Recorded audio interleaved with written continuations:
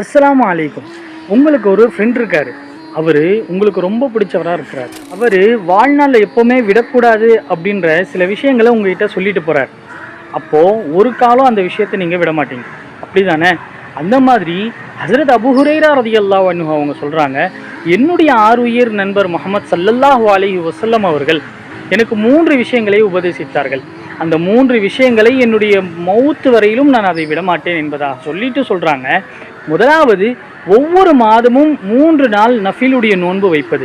இரண்டாவது, முற்பகல் நேரத்தில் குறைஞ்சபட்சம் 2 ரக்காத்தாவது நஃபில் தொழுவது. மூன்றாவது, தூங்குவதற்கு முன்பு வித்ருடைய தொழுகையை தொழுவது என்று பெருமானார் ஸல்லல்லாஹு அலைஹி வஸல்லம் அவர்கள் தனக்கு உபதேசம் செஞ்சதாக ஹஸரத் அபூ ஹுரைரா ரலியல்லாஹு அன்ஹு அவங்க சொல்கிறாங்க. இதுதாங்க உண்மையான நட்பு. ஒரு நண்பன் சொல்லிட்டா அப்படின்னு சொன்னால் தன்னுடைய வாழ்நாள் முழுக்க ஹஸரத் அபூ ஹுரைரா ரலியல்லாஹு அன்ஹு அவங்க கடைபிடிச்சிட்டு வந்தாங்க. இந்த மாதிரி ஒரு நல்ல ஃப்ரெண்டு உங்கள் வாழ்க்கையிலும் இருக்காங்களா? அப்போ அவங்களுடைய பேரை கண்டிப்பாக கமெண்ட்டில் சொல்லிட்டு போங்க.